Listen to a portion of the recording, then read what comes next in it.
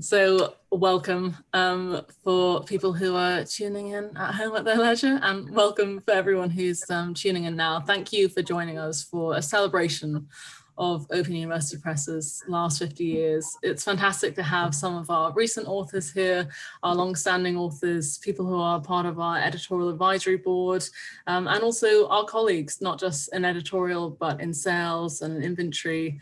There's a lot of work that goes behind the scenes for all of our books, and it's great to be able to have a nice intimate gathering today, not in the London office as planned, but virtually on Zoom, to be able to celebrate and take a bit of a moment to see what we've accomplished in this time with all of your hard work. So we were founded in 1970, and the first book that we can see that we published, as you can see, it's slightly patchy history, was a co-publication with Macmillan, Understanding Society, Readings in the Social Sciences. So we are, of course, a social science publisher, and we focus on kind of 6 distinct disciplines within the social sciences today, but we have also published across the humanities and business publishing as well in this time. Fast forward to 2002, I warned there was going to be a big time jump. We were acquired by McGraw Hill, and what I've observed and what I hear from all of you is that it's been a great merger in terms of how we can benefit each other. So for the McGraw Hill story, our mission to help continued learners obviously fits in so well with them and the ethos of the Open University itself. And for us, we can still operate in so many ways, like an independent university press, while we have the kind of big guns behind us in a way that lots of university presses don't. So it's great to be able to explore different initiatives with them and wider collections which can support learners and libraries today. A big change was in 2009, the ebooks era. We published a few ebooks before then, but that's when it became a standard part of our offering. No more questioning whether we should be publishing in ebooks. It became standard. We also were able to do some back digitizing. So some of our titles which had been published in the early 2000s also got in 2009 an ebook version. In 2016, we dabbled in a McGraw Hill initiative, which is the Smart Book. And for those of you who aren't very familiar with the Smart Book, it's essentially a kind of digital course scaffolding around a book, which can have test questions, multimedia, additional online resources for people who are using the books. We've only published 3 to date, and our first was for calculation skills for nurses. So it's a health and social work title. And we have another health and social work title that has also joined those ranks. And Steve, who's with us today, he worked on our study skills Smart Book, which was for doing your research project. And last but not least, we've turned 50 at some point this year, and we're so pleased that you can celebrate with us. One of the things we've been doing is launch a campaign page which has author blogs, as well as 50 editor top picks, which was quite hard for us to choose what they would be. We published over 2,000 titles. So it was a challenge, but hopefully we've got a range of books that really reflects our diverse portfolio and the types of audiences we reach. And we're of course also having this virtual event now. Happy anniversary. Just to show that we're still in close ties with the Open University. I won't go through all the names on this campaign, but we've been thrilled to have so many people contribute blogs to us. We've got 6 which are already live. And so I'll quickly mention those. It's almost kind of in time order for what's to come. So Jenny Rogers, Helen Aviar, John Lees, Julie Fisher, Pi Corbett, Julia Strong, all of those blogs are now out there in the atmosphere. You can tell that I'm very au fait with digital marketing. But yes, thank you to everyone who's been able to contribute. The kind of themes look at the books and research, but also what Open University personal history has been with these authors. So they're a really interesting read, and I hope that you can check them out. We also have a word from our CEO. So he actually was very instrumental in the acquisition, and I'll let him say his words to us. And happy anniversary to Open University Press, 50 years of some wonderful, wonderful publishing. It means a lot to me personally because I'm actually the reason why Open University Press is part of McGraw Hill. Back in August of 2002, I led the acquisition team and the one that signed on the dotted line for the acquisition from, well, it was privately owned by two gentlemen, if I remember, um, Barry and John, that sold to McGraw Hill. And going back to August 2002, it was a wonderful addition to McGraw Hill, and wanted such a close relationship with the Open University Press is really because it complemented our list, which, as you know, is heavily American focused. We do have, and have always had, and always will have, a smaller. Sorry, this is the dog coming up. Jasper, come on then. We've had a smaller UK list published out of Maidenhead and London as well now.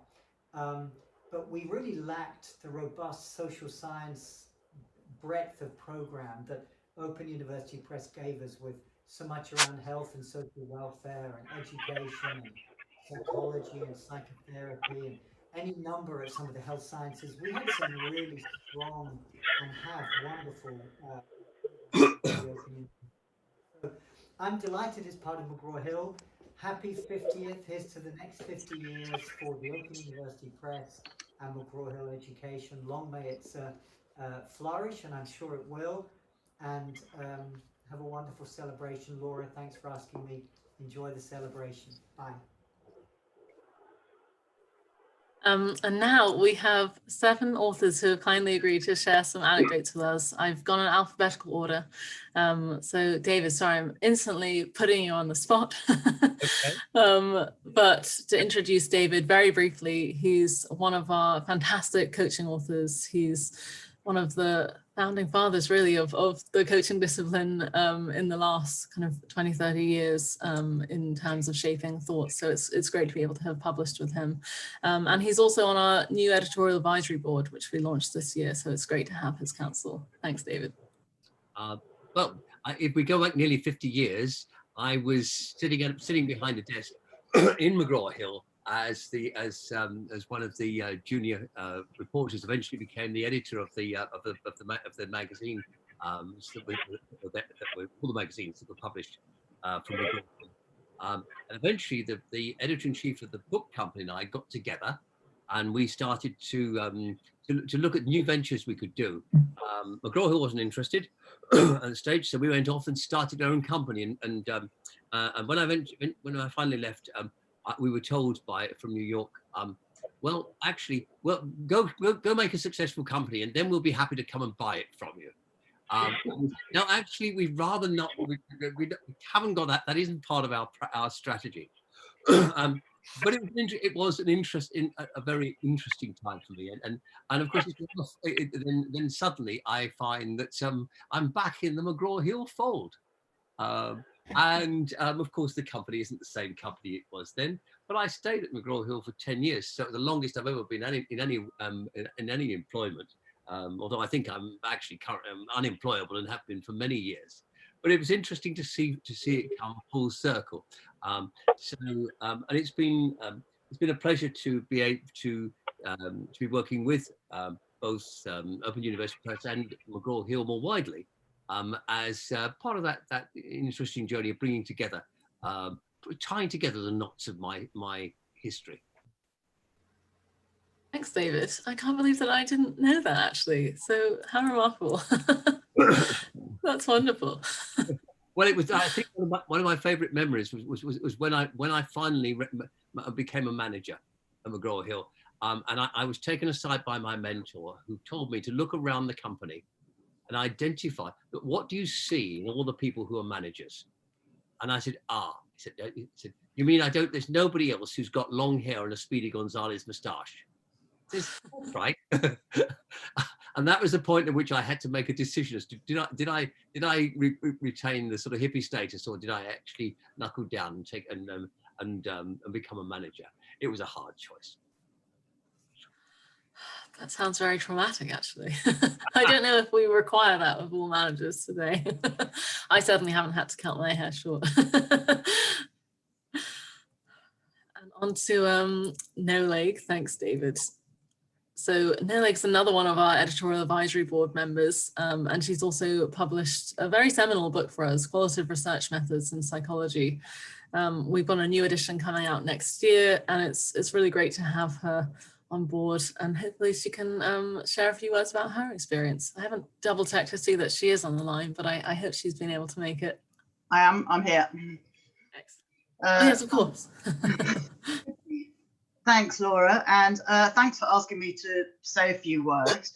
It was interesting to sort of, for me to think about what I would say that would be of interest to people, and to find myself constantly going back to sort of physical aspects of when I was writing this book, which was actually amazingly to me 10 years ago. It was published in 2011, so I must have been writing it in 2010 with my with other people at the time.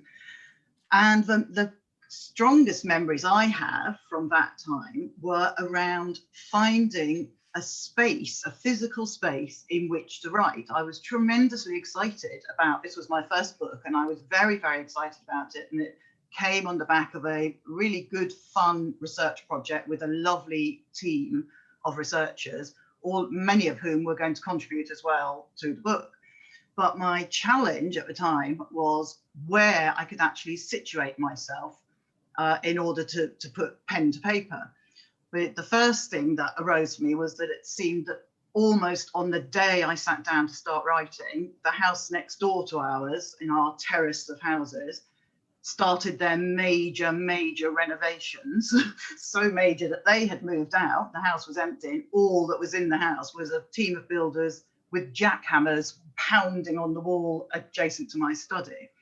And I found no further relief in my office at the university where I was working at the time, because we all had shared offices, to the extent that back in those days, the mobile phone that I had anyway, didn't pick up reception inside the building. So every time I needed a phone call with the editor of the time, who was Monica Lee, that some people may recall, who was a wonderful editor, but every time I needed a phone call with her, I had to sort of search the building for an empty office with a telephone in it that I could sit down and have a proper discussion with her. So it was all becoming very frustrating, and in the end, I resolved it by getting up early in the morning and working before the builders arrived next door. But then you can imagine my excitement and the excitement of the rest of the team when Monica invited us to a review meeting sort of halfway through the writing of the book, which to my memory was in Canary Wharf. Would that be right? We met in an office in Canary Wharf, which to us, coming from various universities around the country and fairly, novice researchers at the time, and certainly new writers, was tremendously glamorous and exciting and luxurious, and was really voiced by the research assistant who was working with us in various capacities on an internment, who could not stop exhorting her excitement that this was how academics lived their lives, going from glamorous offices and having lunch served to them and all the rest of it. So we had to slightly tame our own responses and her expectations of what life in academia might be like. But fast forwarding to 10 years later now, where I'm just, as you mentioned, finishing the second edition, which has been equally exciting. I'm now working independently. I have my own lovely office that I'm very happy in and very glamorous, thank you, Clara. And I'm very happy there, but of course occasionally face the opposite problem. This is pre-COVID, where I was desperate to get out of it sometimes because I was at home all the time. So again, I was very excited when Clara invited me in for meetings at your equally glamorous offices, in my eyes, in Euston. And my excitement when she suggested at one meeting that it might be possible for me to hold some of my other meetings, discussions, by booking a room within the Euston office if needs be. I think she thought I was a bit strange to be quite so excited at the prospect. But I was, and I would certainly have taken up the offer except of course, COVID has now happened and we're all back confined. So in response to that, I have moved over to the west coast of Ireland from where I do my writing now, and I have no complaints whatsoever. So that's my key memory of writing for Open University Press, and combined with all the support I've had, I've very much enjoyed it. Thank you. I'm so pleased, and I want to know where these review meetings happened, if that was commonplace, because I'm sorry that other people don't get that service now, and obviously you haven't for your second edition. No. I do sometimes wonder if I was slightly too late to the whole wining and dining publishing experience, but Yes, I've had fun in other ways commissioning. The party next year, maybe. Well, exactly.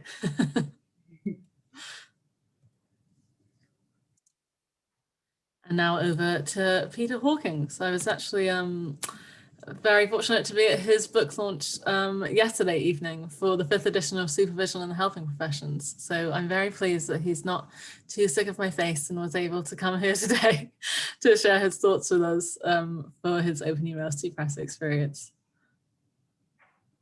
Thank you, Laura. Yes, my history goes back a long way. I was telling the story last night. I was getting people to guess what year our first edition of Supervision in the Helping Professions was commissioned and who commissioned it. And no one got the prize. So it was actually Harper and Row in 1988. And then in the end of 88, beginning of 89, Open University Press bought the counseling and psychotherapy lists of Harper and Row, which I should be eternally grateful for, because it was just before Rupert Murdoch took over Harper and Row. So as I said last night, we were saved from dining with the devil. So it's been a long history. In those days, Open University Press in the 80s was still, I think, less than 10 people based in Milton Keynes. So there's a bit of a history to fill in for you. And I didn't want to go to Milton Keynes, so I used to meet them in Oxford, where the editor at the time, whose name I was trying to remember, lovely woman. But I did have some very nice meals in Oxford. I think I was counting up with the Open University Press. If I count all the editions, I've done 8 books and edited the series of another 8 books. Many of them on either supervision or on coaching. So it's been a very long history. And I would also echo, we've had some lovely, helpful editors throughout that time. People have mentioned Monica, about Hannah, who twisted my arm to do the 5th edition of Supervision in the Helping Professions. And now Laura.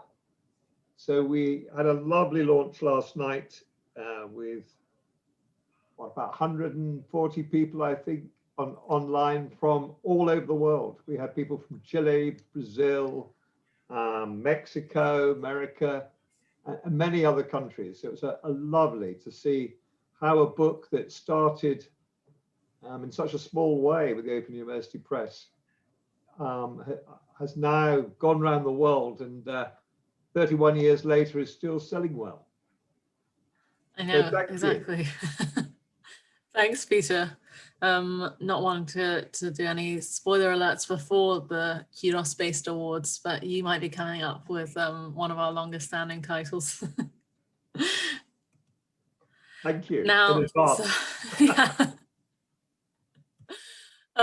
Michael couldn't actually be here, but hopefully everyone is going to be able to hear this video that he pre-recorded. I've got it on maximum volume, and I did have a little bit of a sound check before we started, and this is as loud as it can go. So maybe you want to turn up on your end and squeeze those headphones into your ears if you've got them, but hopefully you can hear this.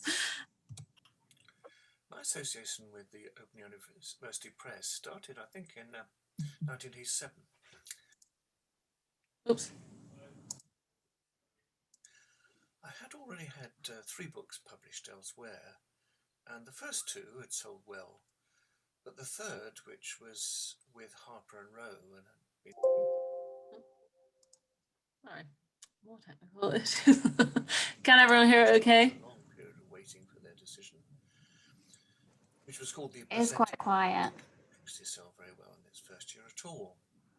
We'll go with the first minute. Gone on languishing on their list. Hadn't Rupert Murdoch decided he wanted to buy Harper and Row? It wouldn't have done any better, of course, with Murdoch, I'm sure not.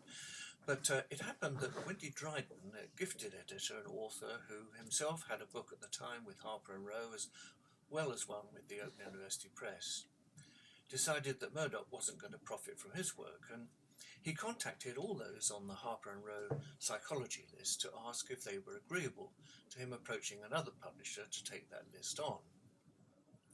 Well, I was, and I don't know how many other people were, but several of us, I think, took our books across to the Open University Press, and the Presenting Past was then published with a new imprint on its spine, the shield of the university.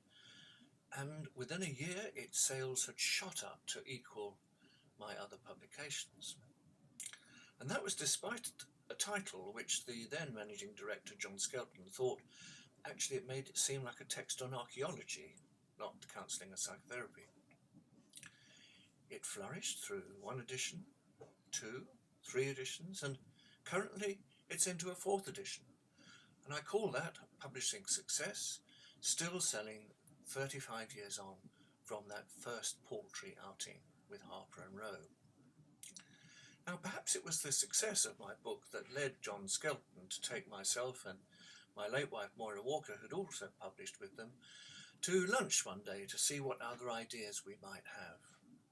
He also used the occasion to celebrate the birth, it may have been that day, or at least it was very, very recently, of his wife and his first child. So, without difficulty, we got through 2 bottles of red wine between us. Now, that didn't do anything for our work that afternoon, but alongside the wine, there flowed a number of ideas for possible series engaging with different issues in psychotherapy and counselling which interested us. And that, in turn, led to my editing and sometimes contributing to some 38 books in 4 different series for the press, and as a consultant, as I was for a time to the Consulting and Psychotherapy list, about a dozen individual publications where I acted as someone who was checking out the work being offered to them. So I have a real affection for what was then a relatively small independent publisher. When I first knew the press, John Skelton and a colleague had, I think, only fairly recently purchased it from the Open University itself, and that was at a time when the universities were generally selling off their presses to larger concerns. In turn, the Open University Press has now become part of a larger concern itself, but I hope not swallowed up by McGraw Hill. And I'm glad my book, The Presenting Past, wasn't swallowed up by HarperCollins and disappeared into oblivion. And I'm glad that it's become one of the Open University Press's bestsellers. And I'm also grateful that the press took what I think will have been my final book, which is a memoir of my 50 years in the profession of psychotherapy and counselling, which can't have been the best bet to take on. So congratulations to them, still flourishing after all these years, and may they go on publishing many, many other great books. Thank you all for straining to hear that. You'll be pleased to know that we didn't have too much more video content for the rest of the session. And now handing over to Meg, who I'm delighted could be joining us today. She's published 2 titles with us, but that doesn't quite do justice to Becoming a Teacher, which is in its 5th edition, which is a really formative text and been a bestseller with us for a long time. So thank you, Meg, and it's over to you. Oh, thank you very much, Laura. Can you hear me? Yes. Right. I've actually written something which is probably not the right way to go, but I have. And I wanted to start off by saying, in these really terrible times when many businesses are folding, particularly small businesses founded out of love and passion and commitment, to public benefit. It's really wonderful to see how well book sales are going at the moment generally. I think it's a marvellous testimony to the work of publishers and marketing folk, but also to these great writers who are producing things that are keeping us all going. But however, let's face it, education, the area I work in, education books are possibly not jumping off the shelves in the way that other books are, but they will in the future. It's heartening for me to be at this wonderful celebration tonight of the OU Press. 50 years, I mean, it's a marvellous achievement because many publishers just don't make that, which is what I think a lot of colleagues have already stressed. And I remember when I first started working with OU Press in the early noughties, and we were, and I can see you've got the book up there, but it was the Urban Primary School. It was the first book that I published with the OU. We were slow to get going. Two people, I was working with two school teachers, and I had quite a heavy teaching load at King's College London, and we weren't making great progress. But at the time, Shona Mullins was the education commissioning editor, and the whole team, but led by Shona, were really patient and kind and really enabling. And you go to conferences and you see the OU people there at the conference and you think, oh God, I haven't done the book yet. And they'd say, hi, let's have a coffee. And you know, they never said, well, when is it coming? But they sort of helped. It was very gentle. And as the book developed, what was amazing was we were invited to come to Milton Keynes to meet people and discuss the production and the cover and the advertising. And we were just like educationalists. We didn't know anything about this. So it was actually amazing to meet these really highly skilled people and graphic artists and people who'd been commissioned to do covers. It was really exciting and tremendous. But at one point, we were taken into, and I keep thinking, maybe I've misremembered this, but I haven't.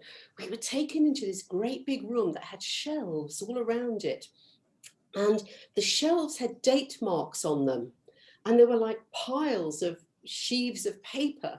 And they were actually books. And they were like being moved along the shelves. And they physically were moved along. People went in there and moved them according to a date line. It was just fantastic to see. And you could see famous people whose work you read. Oh my God, there's their new book coming along. And it was actually physical. It was a tremendous experience. And there were printouts, as I say, that were going along in order of which ones were going to be printed. And we were told that our book would have to slot into this system. And we now had a timeline to work to. But it was amazing, that room. It was wonderful. And I wished I'd photographed it because I'm absolutely certain education publishing is not like that anymore. I'm sure you don't have a room where you've got them all. It was fabulous. More recently, with the ongoing support and the interest of the OU Press, and I think that really does need to be underscored, that interest is really incredible. At King's College London, we've produced 5 editions of our book, Becoming a Teacher. And what's been encouraging and inspiring is that the OU have come back to us and they've said, do you know what, maybe it's about time we had another one. Do you think, etc., etc. And they've asked us if we do another edition. And they've then listened to our plans and ideas, and they've canvassed, because they'll send out the proposals and they canvass expert opinions and views and then make suggestions. And all of that shows that engagement. And I think that's really important, that friendship and that critical friendship and that critical engagement.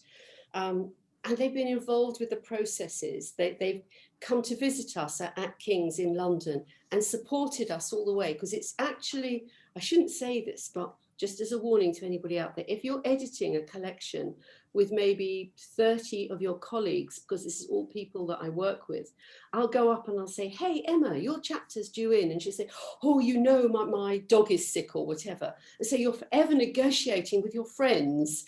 And it's a lot easier to negotiate with people that you don't know awfully well. So getting a collection together like this can be emotionally complicated, but the OU have always been so understanding and so supportive. And I think this is the sort of reasons that everyone I'm hearing tonight from all different areas of social sciences, everyone's saying, we're really delighted to be with the OU.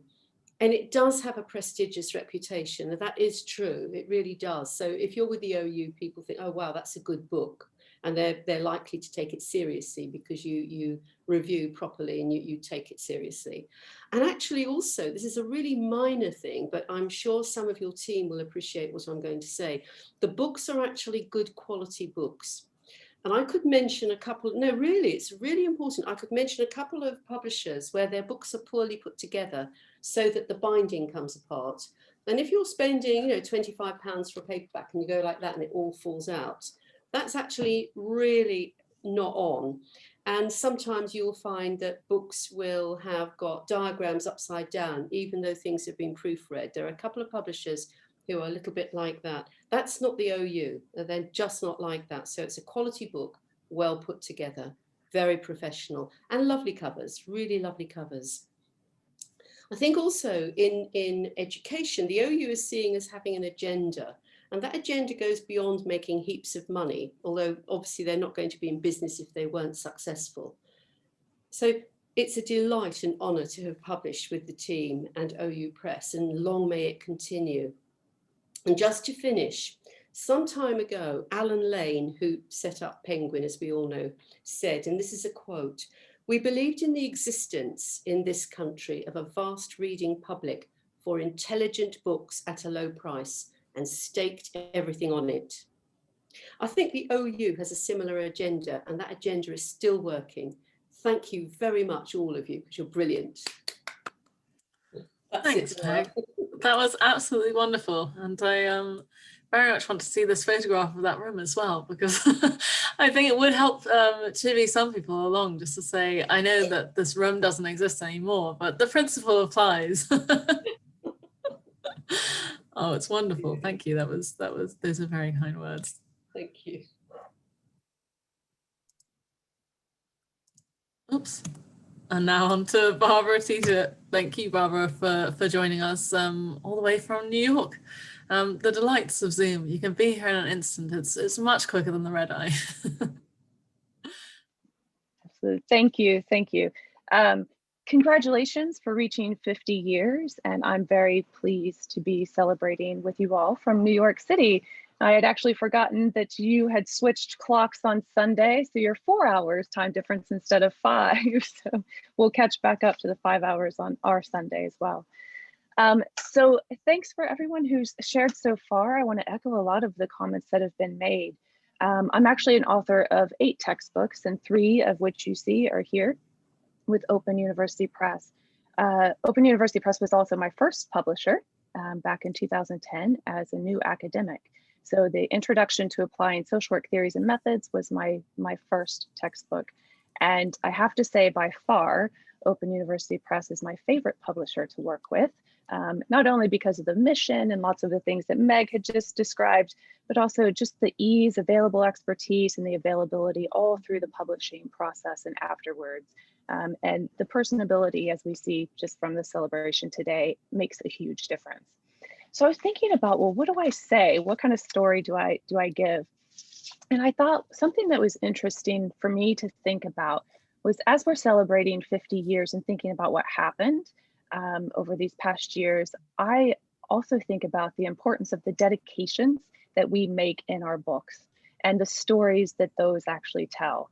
So the Introduction to Applying Social Work Theories and Methods is now in its 3rd edition. And so I have a story to tell in terms of my dedications. The very first book was dedicated to 2 family members who actually passed away during the time of writing the book. The 2nd edition was dedicated to my husband, who I married in 2012, who brought me back to New York City, by the way. And my 3rd edition was dedicated to my son, Henry William Dean Gerhardt, who is 2 years old and who was in my arms, literally, had just been born when I was working on the 3rd edition of this text. So it just makes me think about what stories have we told literally by writing our books, but through our dedications. And as we think about our future and my future, I'm wondering what stories will we tell in our future dedications. I also want to mention, Meg had talked about covers. So I also want to say too, that this 3rd edition of the Theories and Methods book is a picture that I actually took of a very peaceful place in Pennsylvania. And so I was able to use a picture, and hoping that in future editions as well, not only will my stories be told through the dedications, but also through pictures on the covers. So thank you and congratulations. Thanks, Barbara. That's wonderful. I have to say that we do always enjoy reading the dedications, and some of them, well, I've never thought about putting them together as a story before, but that's wonderful to see how you've enjoyed milestones of your life along with these books. And I'm just sorry that you had to be writing the last edition when you also had a newborn. This does not make us look like slave drivers at all. And last but not least, we have Steve. So Steve's actually got a couple of projects in the pipeline with us, but he first began work with us on the 7th edition of an absolutely mega text, which I'm sure most of you have seen, maybe have it on your shelves. So over to you, Steve. Thank you.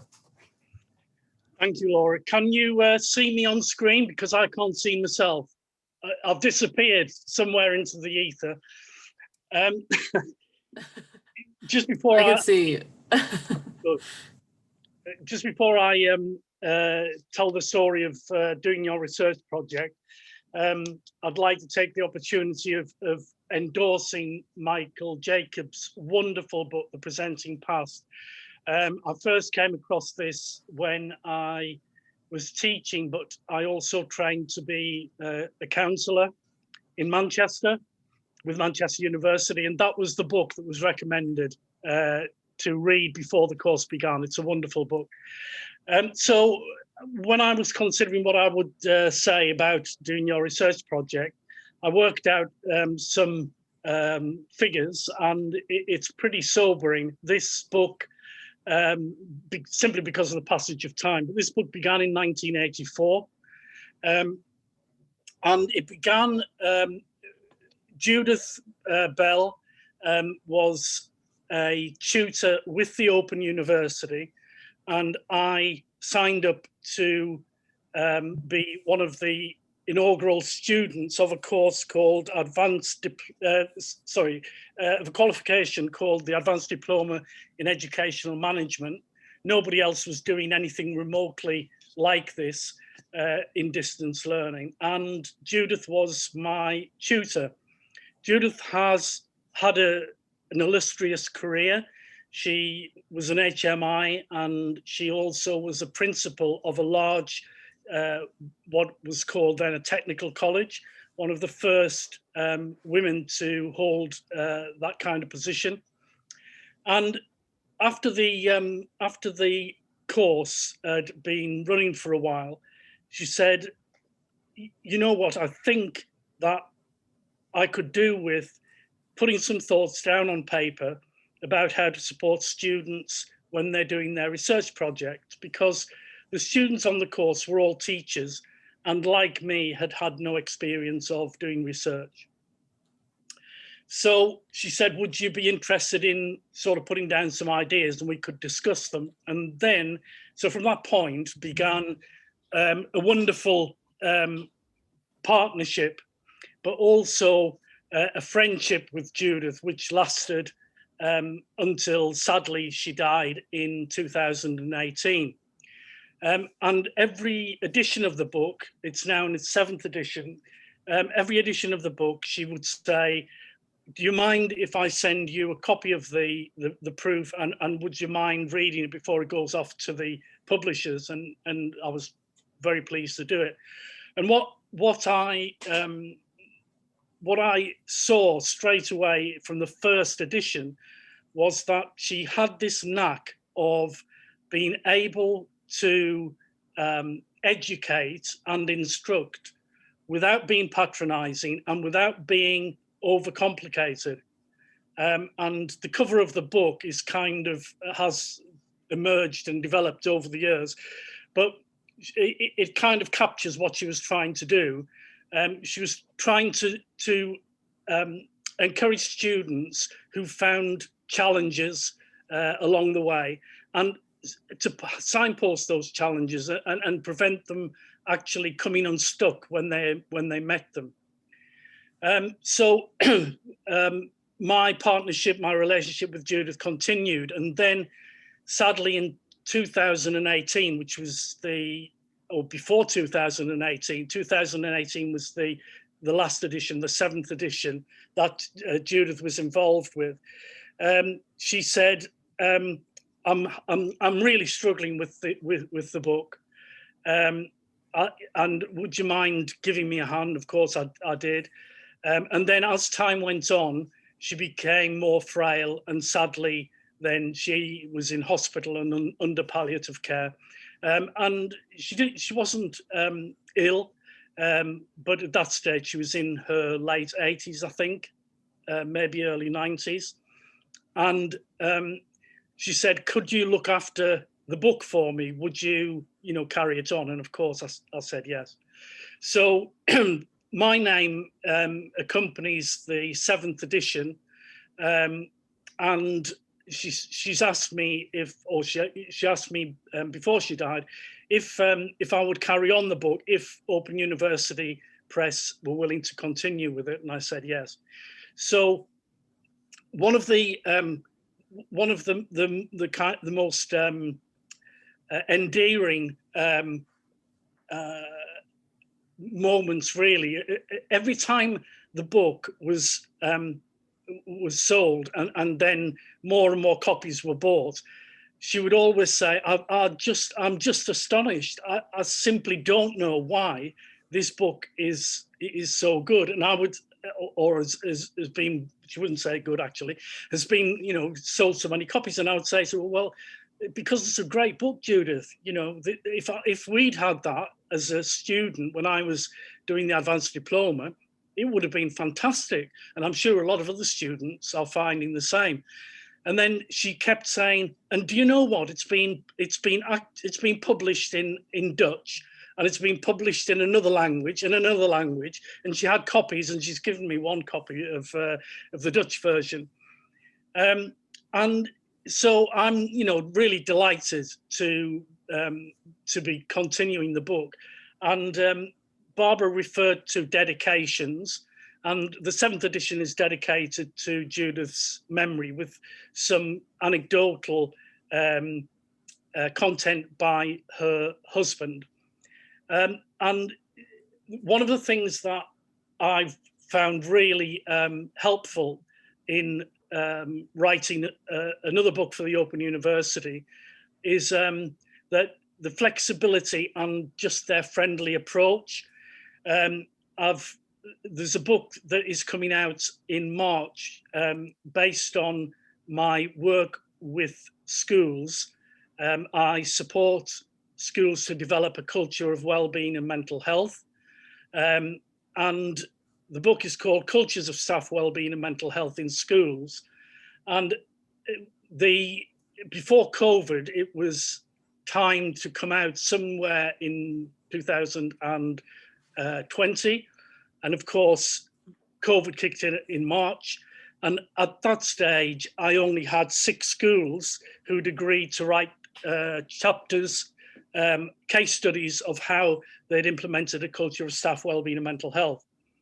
And somebody must have been smiling from above, because I gave it one last shot and sent out an email to a number of schools that I had awarded a free award for taking care of their staff during COVID-19. And then astonishingly, 25 other schools have submitted chapters since. So the book contains 32 case studies of schools across the spectrum, which was another complete accident. I didn't specify where the schools would come from. I didn't specify how many schools would be in each section, but the representation is from primary schools, secondary schools. There's a pupil referral unit, there's an autistic school, there's an international school. And what I'm hoping is that this book will inspire schools to realise that there are ways even despite COVID and even despite the high stakes accountability, there are ways of supporting their staff, looking after them and taking care of them. And if they do that, those staff are their most precious resource, and they will achieve. Because as you know, there's a current kind of DFE line that the only way you can raise standards and improve results is by high stakes accountability.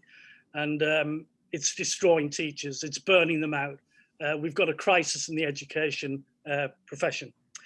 So just to end, I think it was Barbara who made a comment about the robust way that Open University put together its books and the front covers. And I would endorse both of those. I've still got the 1984 version of Doing Your Research Project, and it's as robust as it was on the day that Judith gave it to me. I've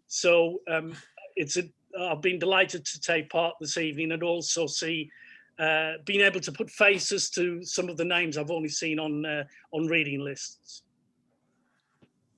Thanks, Steve. Yes, I agree. It is one of those things where you speak to people over email all the time, and it's nice to be able to have everyone come together and cameras on and be as close as we can at a very large social distance. So now I'm hoping that we can take a little bit of a break to mingle in what will be randomly assigned breakout rooms.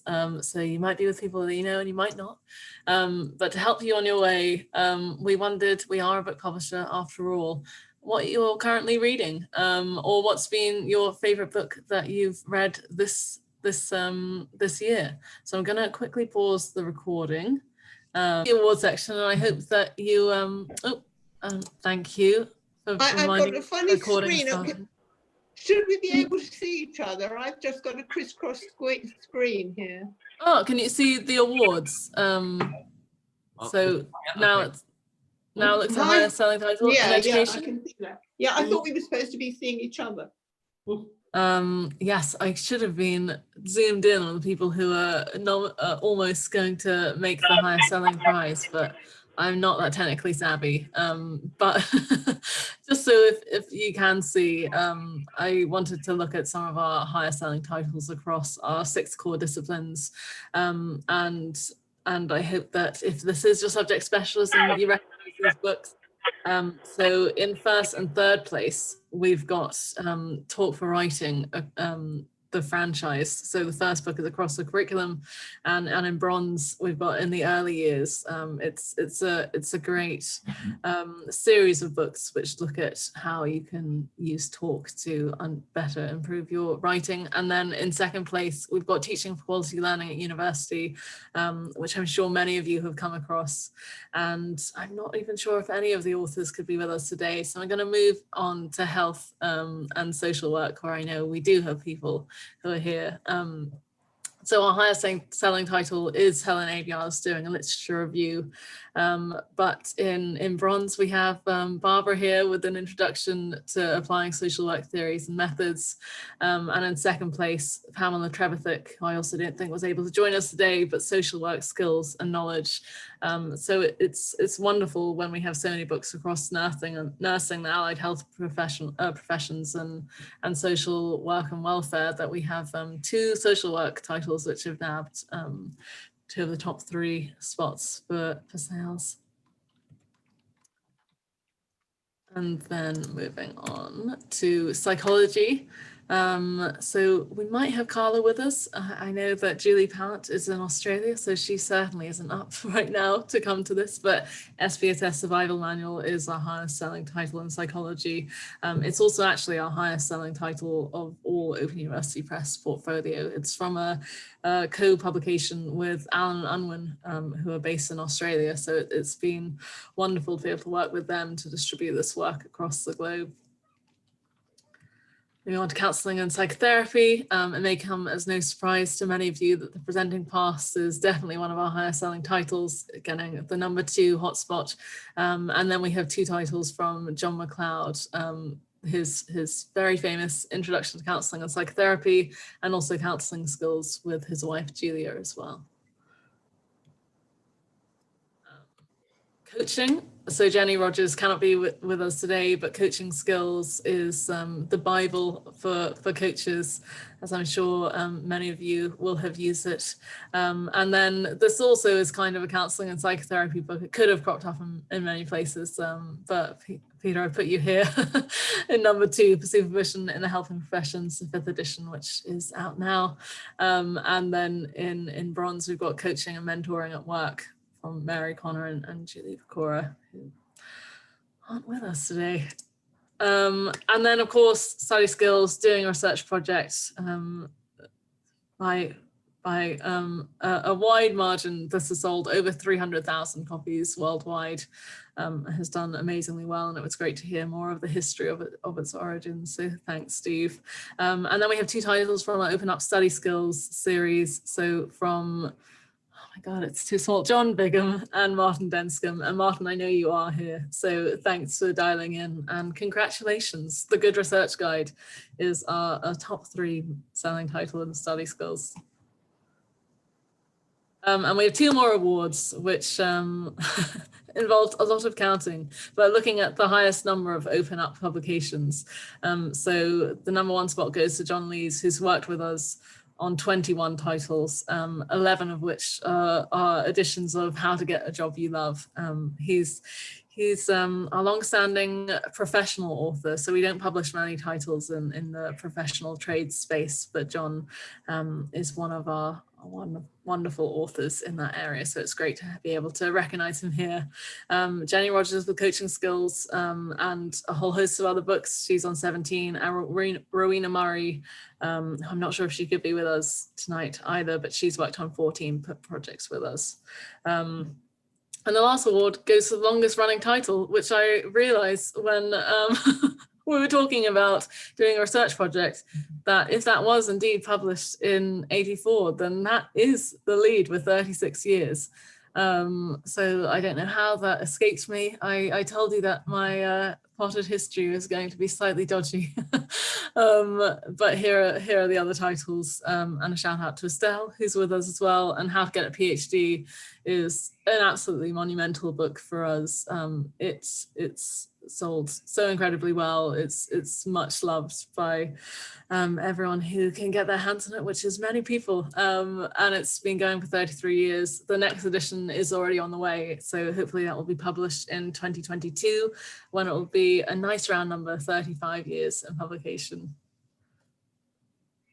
And that, I think, is going to be the end. 3 minutes over, but you can look forward to a video which was recorded in January at our sales conference before social distancing was even a whisper. And who knows when we'll be able to have another one of those. Happy anniversary!